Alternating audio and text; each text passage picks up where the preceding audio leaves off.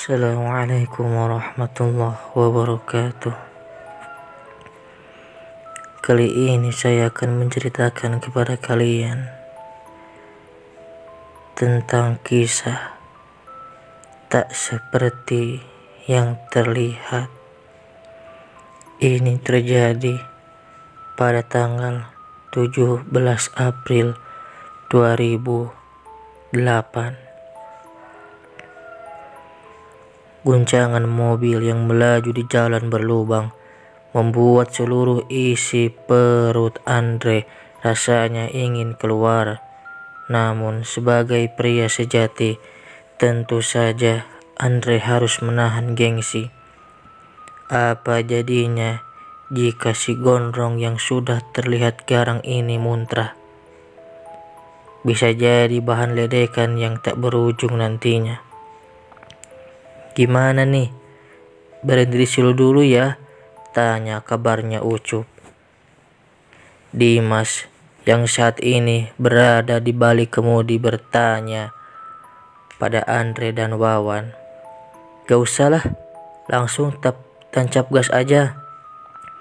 Dia kan naik motor, siapa tahu malah udah sampai duluan. Wawan yang duduk di kursi depan sepertinya tidak ingin membuang waktu untuk segera sampai tujuan. Justru itu, Andre pengennya tanya dulu, gimana kalau dia nggak jadi datang? Kalau memang dia berhalangan, kita masih bisa putar balik sekarang, meskipun Wawan menyatakan keberatannya. Dimas tetap saja menurunkan kecepatan kendaraan, bersiap untuk menepi.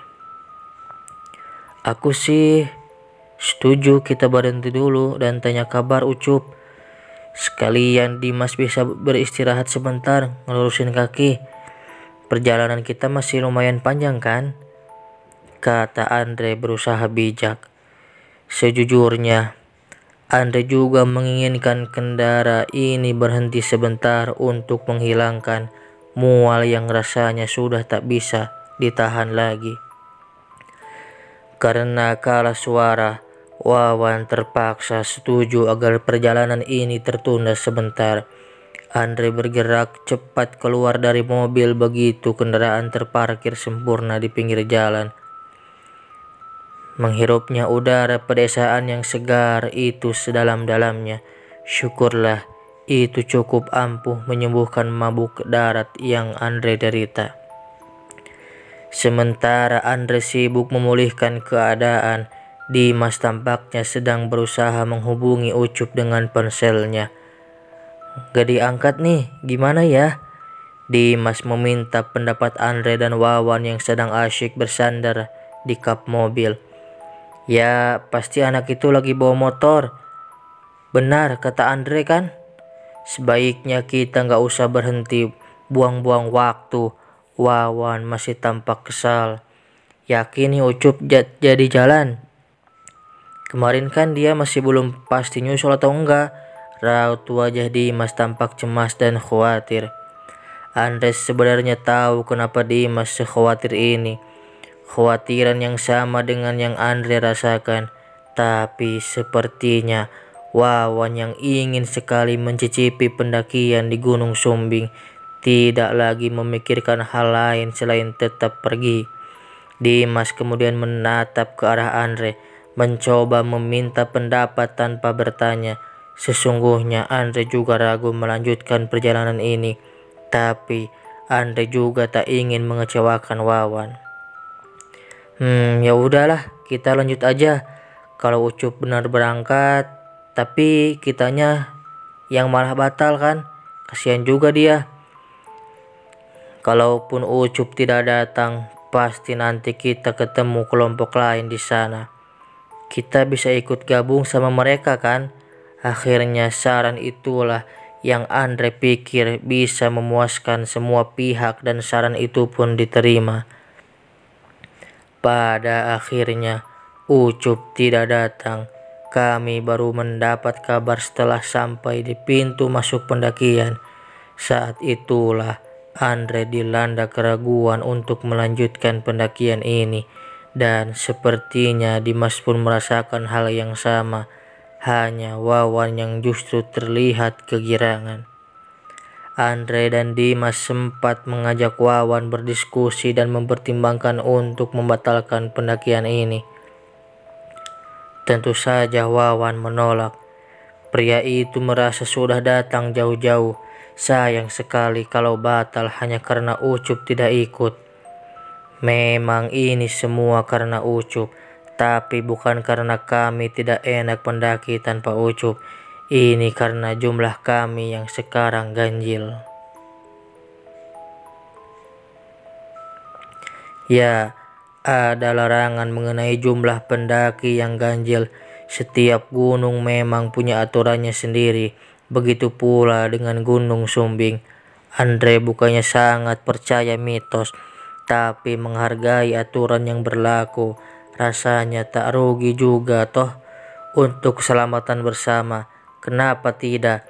Tapi tampaknya Wawan sudah tak mau tahu hal lain selain tetap mendaki. Andre dan Dimas akhirnya menyerah dengan sikap keras kepala Wawan yang mulai menyebalkan ini.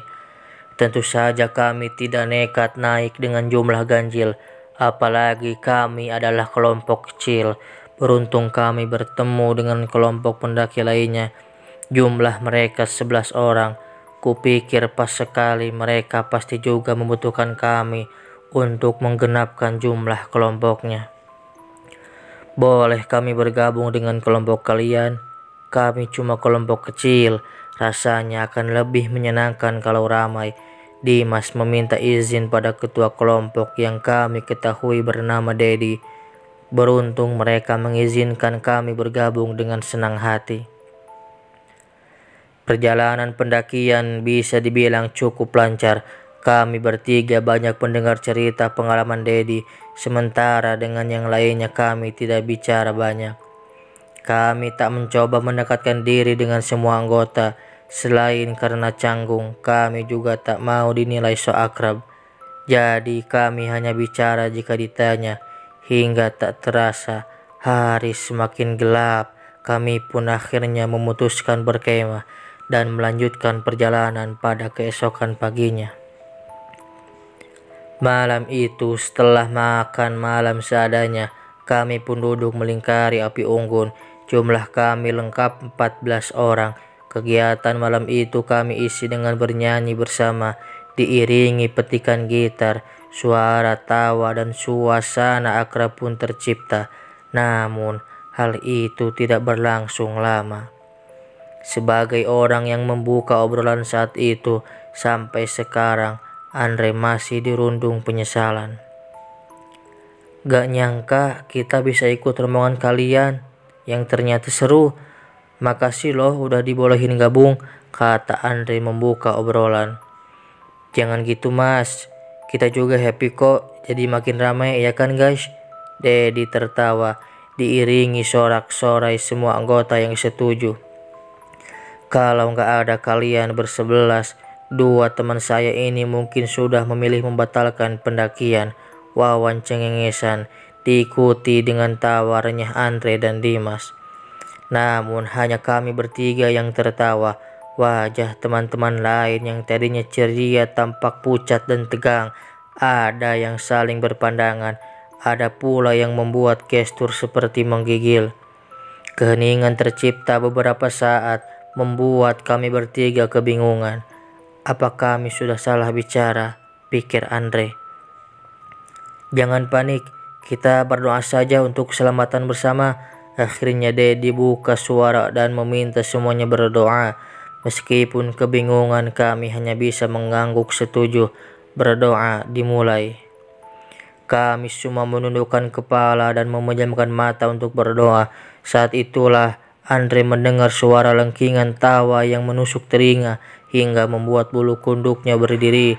Jujur saja Andre tak ingin membuka mata. Kurapalkan doa yang kuhafal sebanyak mungkin. Andre juga mendengar beberapa orang melantunkan doa sekeras-kerasnya. Andre tahu ada yang tidak beres. Rasa penasaran dirasakan lebih besar dari rasa takutnya. Perlahan Andre membuka mata untuk mencari tahu apa yang terjadi. Saat itulah Andre melihat sosok mengerikan. Wajahnya seperti membusuk dengan mata merah menyala dan seringai yang menyeramkan. Semakin kencang doa kami, semakin sosok itu juga melengkingkan suaranya. Ayat kursi. Dedi berteriak keras memberi kode agar kami membaca doa yang sama. Kami pun dengan patuh merapalkan doa itu sekeras-kerasnya. Perlahan sosok tersebut pun menghilang entah kemana, meninggalkan kami semua yang kebingungan dan ketakutan. Tak ada yang membicarakan insiden itu hingga kami semua berhasil turun dengan selamat. Insiden itu benar-benar mengubah suasana hangat yang sudah tercipta kembali dingin. Kami tak lagi saling bicara dan tidak lagi menikmati perjalanan kami. Andre juga merasa kelompok Dedi seperti menjaga jarak dengan kami bertiga. Jujur saja, Andre, Wawan dan Dimas penasaran ingin tahu apa yang sebenarnya terjadi. Tapi satu sisi, kami juga tak ingin memulai obrolan lebih dulu. Kami juga menyadari mereka seolah merahasiakan sesuatu dan sepertinya memang berniat tak membicarakannya sampai waktu berpamitan tiba. Dedi akhirnya bercerita mengenai apa yang terjadi tepat saat kami akan pulang. Katanya, sedari awal jumlah kelompok pendakian tak pernah genap. Tentu saja, Andre, Dimas dan Wawan kebingungan. Dedi yang menyadari kebingungan kami akhirnya menjelaskan lebih rinci. Saya dan anggota lain cukup terkejut saat kalian mengatakan pada kami bahwa kami telah membuat kelompok pendakian ini jadi genap, katanya. Bagaimana mungkin? Jelas kalian bersebelas yang menolong kami bertiga kan? Dimas belum mengerti. Disitulah keanehannya. Asal kalian tahu, kelompok kami hanya berdiri dari 10 orang, bukan 11. Dari awal kelompok kami sudah genap. Karena kami tahu ada aturan tak boleh mendaki dengan jumlah ganjil.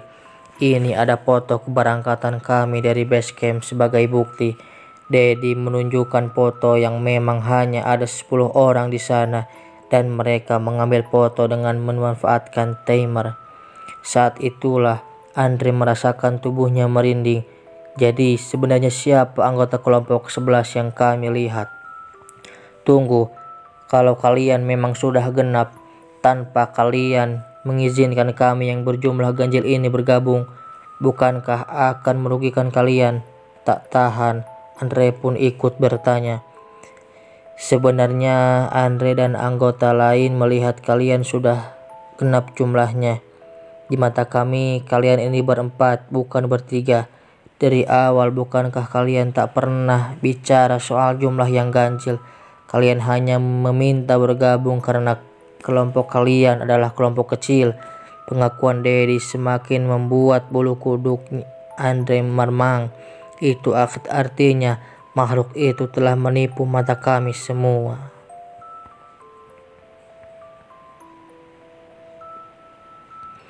Apa sekarang kami masih terlihat berempat? Dengan suara gemetar, Wawan memberanikan diri untuk bertanya. Dedi tidak menjawab. Pria itu justru balik bertanya. Itulah yang juga ingin saya tanyakan. Meskipun saya sendiri tidak yakin ingin tahu jawabannya. Apakah kami juga masih terlihat bersebelas? Dengan takut-takut, Andre melirik ke arah gerombolan kelompok Dedi yang kini menunggu ketua kelompoknya selesai bicara dengan kami. Andre rasakan darah tubuhnya berhenti mengalir. Keheningan yang tercipta semakin membuat suasananya tidak enak. Berdoalah sepanjang perjalanan dan jangan lupa berwudu saat sudah sampai. Hanya itulah kalimat terakhir yang diucapkan Dedi sebelum kemudian kami benar-benar berpisah dengan pertanyaan yang kami pun tak ingin tahu jawabannya.